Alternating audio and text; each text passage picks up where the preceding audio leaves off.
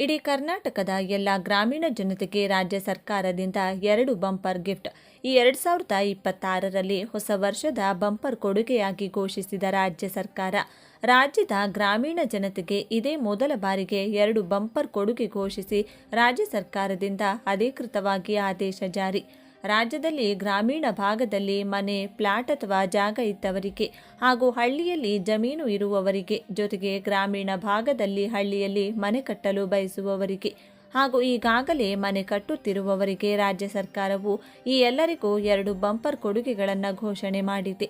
ಇನ್ಮುಂದೆ ಸಂಪೂರ್ಣ ಉಚಿತವಾಗಿ ಕೊಡಲು ರಾಜ್ಯ ಸರ್ಕಾರ ನಿರ್ಧಾರ. ಸಾರ್ವಜನಿಕರು ಈ ಹಿಂದೆ ಅತ್ಯಧಿಕವಾಗಿ ಹಣ ಭರಿಸುತ್ತಿದ್ದು ಗ್ರಾಮೀಣ ಜನತೆಗೆ ತುಂಬ ವೆಚ್ಚದಾಯಕವಾಗಿರುತ್ತಿತ್ತು. ಇನ್ಮುಂದೆ ಎಲ್ಲ ಫ್ರೀ. ಬನ್ನಿ, ಹಾಗಿದ್ರೆ ರಾಜ್ಯದ ಗ್ರಾಮೀಣ ಜನತೆಗೆ ರಾಜ್ಯ ಸರ್ಕಾರವು ನೀಡಿರುವ 2 ಬಂಪರ್ ಕೊಡುಗೆಗಳಾದರೂ ಏನು? ಹಳ್ಳಿಯ ಜನರು ಉಚಿತವಾಗಿ ಏನೆಲ್ಲ ಪಡೆದುಕೊಳ್ಳಬಹುದು? ಹಳ್ಳಿಯಲ್ಲಿ ಫ್ಲಾಟ್ ಅಥವಾ ಮನೆ ಅಥವಾ ಜಮೀನು ಅಥವಾ ಜಾಗ ಇದ್ರೆ ತಪ್ಪದೆ ಈ ವಿಡಿಯೋವನ್ನು ಕೊನೆವರೆಗೂ ನೋಡಿ. ಗ್ರಾಮ ಪಂಚಾಯಿತಿಯಲ್ಲಿ ನಿಮಗೆ ಮೋಸ ಮಾಡುವ ಸಾಧ್ಯತೆ ಇರಬಹುದು, ಹಣ ಕೇಳುವ ಸಾಧ್ಯತೆ ಇರುತ್ತದೆ. ರಾಜ್ಯ ಸರ್ಕಾರದಿಂದ ಇನ್ಮುಂದೆ ಫ್ರೀ ಘೋಷಣೆ ಮಾಡಲಾಗಿದ್ದು ಯಾವುದೇ ಹಣ ಕೊಡುವ ಅಗತ್ಯವಿಲ್ಲ. ಹಳ್ಳಿಯಲ್ಲಿ ಆಸ್ತಿ ಇರುವ ಪ್ರತಿಯೊಬ್ಬರೂ ಈ ವಿಡಿಯೋಗೆ ಈಗಲೇ ಒಂದು ಲೈಕ್ ಮಾಡಿ ಹಾಗೂ ಈ ವಿಡಿಯೋವನ್ನು ತಪ್ಪದೆ ಕೊನೆವರೆಗೂ ನೋಡಿ.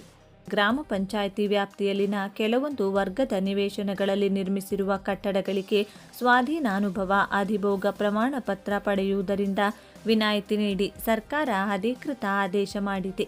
ಈ ಕುರಿತಂತೆ ಗ್ರಾಮೀಣಾಭಿವೃದ್ಧಿ ಮತ್ತು ಪಂಚಾಯತ್ ರಾಜ್ ಇಲಾಖೆಯ ಪದನಿಮಿತ್ತ ಸರ್ಕಾರದ ಉಪ ಕಾರ್ಯದರ್ಶಿ ನಡವಳಿಯನ್ನು ಹೊರಡಿಸಿದ್ದು, ಗ್ರಾಮ ಪಂಚಾಯಿತಿ ವ್ಯಾಪ್ತಿಯಲ್ಲಿ ನಿರ್ಮಿಸಲಾಗುವ ಕಟ್ಟಡಗಳಿಗೆ ಅಥವಾ ಅಸ್ತಿತ್ವದಲ್ಲಿನ ಕಟ್ಟಡಗಳ ಬದಲಾವಣೆಗಳಿಗೆ ಸಂಬಂಧಿಸಿದಂತೆ ಕಾಮಗಾರಿ ಪೂರ್ಣಗೊಂಡ ನಂತರ ಪ್ರಾಧಿಕಾರಕ್ಕೆ ಅರ್ಹನಾದ ವಾಸ್ತುಶಿಲ್ಪಿ ಅಥವಾ ಪಟ್ಟಿಯಲ್ಲಿನ ಇಂಜಿನಿಯರ್ ಅಥವಾ ಮೇಲ್ವಿಚಾರಕರಿಂದ ಕಟ್ಟಡ ಪೂರ್ಣಗೊಂಡ ಪ್ರಮಾಣ ಪತ್ರವನ್ನು ಪಡೆದ ನಂತರ ಪಂಚಾಯಿತಿ ಅಭಿವೃದ್ಧಿ ಅಧಿಕಾರಿಯು ಸ್ವಾಧೀನ ಅಥವಾ ಅಧಿಭೋಗದಾರಿಕೆ ಪ್ರಮಾಣ ಪತ್ರ ವಿತರಿಸುವ ಪೂರ್ವದಲ್ಲಿ ಪ್ರಾರಂಭಿಕ ಪ್ರಮಾಣ ಪತ್ರ ಮತ್ತು ಗ್ರಾಮ ಪಂಚಾಯಿತಿಯಿಂದ ವಿತರಣೆ ಮಾಡಲಾದ ಲೈಸೆನ್ಸ್, ಅನುಮೋದಿಸಲಾದ ಕಟ್ಟಡ ನಕ್ಷೆ ಹಾಗೂ ಅಂದಾಜು ಪಟ್ಟಿಗಳಂತೆ ಕಟ್ಟಡ ನಿರ್ಮಾಣವಾಗಿರುವ ಬಗ್ಗೆ ಸಂಬಂಧಿಸಿದ ಪ್ರಾಧಿಕಾರಗಳೊಂದಿಗೆ ಜಂಟಿಯಾಗಿ ಪರಿಶೀಲಿಸಿ ಸಂಬಂಧಿಸಿದ ಯೋಜನಾ ಪ್ರಾಧಿಕಾರದಿಂದ ಅನುಮೋದಿತ ನಕ್ಷೆಯನುಸಾರ ಕಾಮಗಾರಿ ಅಥವಾ ಕಟ್ಟಡ ಪೂರ್ಣವಾಗಿರುವ ಬಗ್ಗೆ ಕಡ್ಡಾಯವಾಗಿ ತಾಂತ್ರಿಕ ಅಭಿಪ್ರಾಯವನ್ನು ಪಡೆದು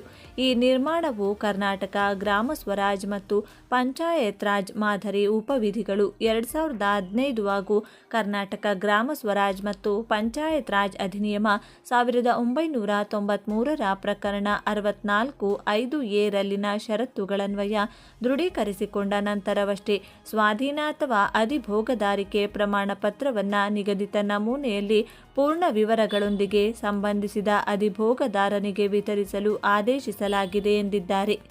ಕರ್ನಾಟಕ ಗ್ರಾಮ ಸ್ವರಾಜ್ ಮತ್ತು ಪಂಚಾಯತ್ ರಾಜ್ ಕಟ್ಟಡಗಳ ನಿರ್ಮಾಣದ ಮೇಲೆ ಜಿಲ್ಲಾ ಪಂಚಾಯಿತಿಗಳು, ತಾಲೂಕು ಪಂಚಾಯಿತಿಗಳ ಮತ್ತು ಗ್ರಾಮ ಪಂಚಾಯಿತಿಗಳ ನಿಯಂತ್ರಣ ಮಾದರಿ ಉಪವಿಧಿಗಳು 2015ಕ್ಕೆ ತಿದ್ದುಪಡಿ ತರಲಾಗಿದೆ.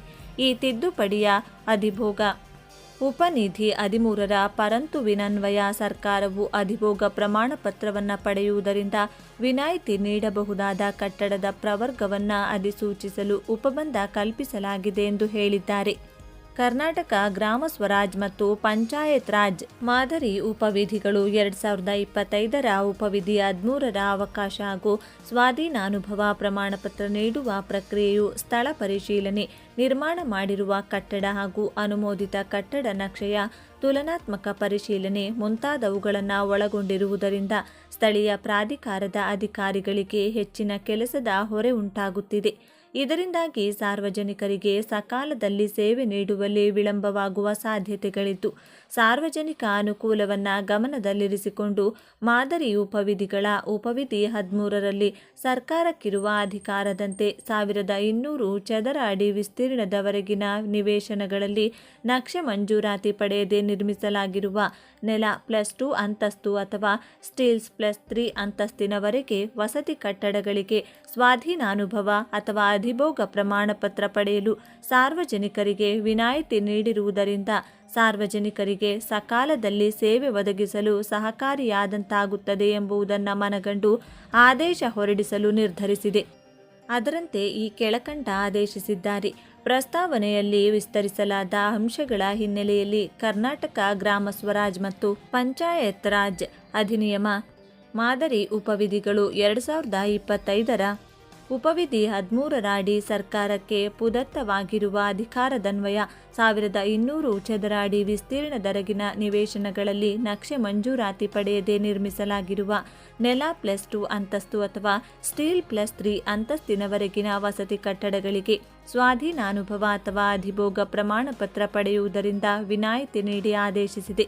ಈ ಆದೇಶವನ್ನು ಸಚಿವ ಸಂಪುಟದ ಪ್ರಕರಣ ಸಂಖ್ಯೆ C1047/2025 ದಿನಾಂಕ 11/12/2025 ಹೊರಡಿಸಿದೆ ಎಂದು ಹೇಳಿದ್ದಾರೆ.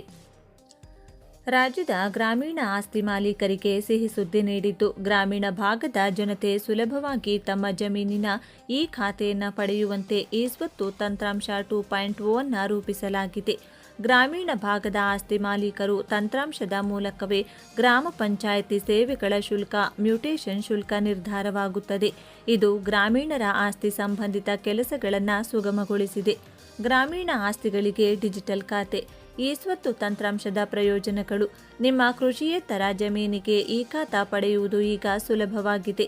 ಸಾರ್ವಜನಿಕರು ಮನೆಯಲ್ಲಿದ್ದೇ ಆಸ್ತಿ ದಾಖಲೆಗಳನ್ನು ಪಡೆಯಬಹುದು. ಈ ಸ್ವತ್ತು ನಮೂನೆಗಳು ನಿಗದಿತ ಕಾಲಾವಧಿಯೊಳಗೆ ಲಭಿಸಲಿವೆ. ನಿಗದಿತ ಅವಧಿಯಲ್ಲಿ ಅಧಿಕಾರಿಗಳು ಅನುಮೋದನೆ ನೀಡದಿದ್ದಲ್ಲಿ ಸ್ವಯಂಚಾಲಿತ ಅನುಮೋದನೆ ಸಿಗಲಿದೆ. ಗ್ರಾಮ ಪಂಚಾಯಿತಿ ವ್ಯಾಪ್ತಿಯಲ್ಲಿ ಎಲ್ಲ ಆಸ್ತಿಗಳು ತೆರಿಗೆ ವ್ಯಾಪ್ತಿಗೆ.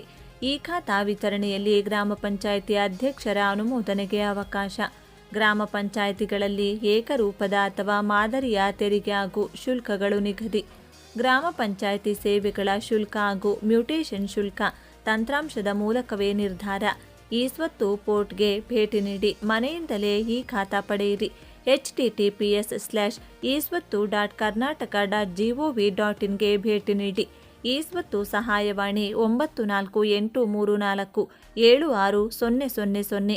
ರಾಜ್ಯದಲ್ಲಿ ಗ್ರಾಮೀಣ ಭಾಗದಲ್ಲಿ ಮನೆ, ಪ್ಲಾಟ್ ಅಥವಾ ಜಾಗ ಇದ್ದವರಿಗೆ ಹಾಗೂ ಹಳ್ಳಿಯಲ್ಲಿ ಜಮೀನು ಇರುವವರಿಗೆ, ಜೊತೆಗೆ ಗ್ರಾಮೀಣ ಭಾಗದಲ್ಲಿ ಹಳ್ಳಿಯಲ್ಲಿ ಮನೆ ಕಟ್ಟಲು ಬಯಸುವವರಿಗೆ ಹಾಗೂ ಈಗಾಗಲೇ ಮನೆ ಕಟ್ಟುತ್ತಿರುವವರಿಗೆ ರಾಜ್ಯ ಸರ್ಕಾರವು ಈ ಎಲ್ಲರಿಗೂ 2 ಬಂಪರ್ ಕೊಡುಗೆಗಳನ್ನು ಘೋಷಣೆ ಮಾಡಿದೆ. ಇನ್ಮುಂದೆ ಸಂಪೂರ್ಣ ಉಚಿತವಾಗಿ ಕೊಡಲು ರಾಜ್ಯ ಸರ್ಕಾರ ನಿರ್ಧಾರ. ಸಾರ್ವಜನಿಕರು ಈ ಹಿಂದೆ ಅತ್ಯಧಿಕವಾಗಿ ಹಣ ಭರಿಸುತ್ತಿದ್ದು ಗ್ರಾಮೀಣ ಜನತೆಗೆ ತುಂಬ ವೆಚ್ಚದಾಯಕವಾಗಿರುತ್ತಿತ್ತು. ಇನ್ಮುಂದೆ ಎಲ್ಲ ಫ್ರೀ. ಹಳ್ಳಿಯಲ್ಲಿ ಪ್ಲಾಟ್ ಅಥವಾ ಮನೆ ಅಥವಾ ಜಮೀನು ಅಥವಾ ಜಾಗ ಇದ್ರೆ ತಪ್ಪ. ಗ್ರಾಮ ಪಂಚಾಯಿತಿಯಲ್ಲಿ ನಿಮಗೆ ಮೋಸ ಮಾಡುವ ಸಾಧ್ಯತೆ ಇರಬಹುದು. ಹಣ ಕೇಳುವ ಸಾಧ್ಯತೆ ಇರುತ್ತದೆ. ರಾಜ್ಯ ಸರ್ಕಾರದಿಂದ ಇನ್ಮುಂದೆ ಫ್ರೀ ಘೋಷಣೆ ಮಾಡಲಾಗಿದ್ದು ಯಾವುದೇ ಹಣ ಕೊಡುವ ಅಗತ್ಯವಿಲ್ಲ.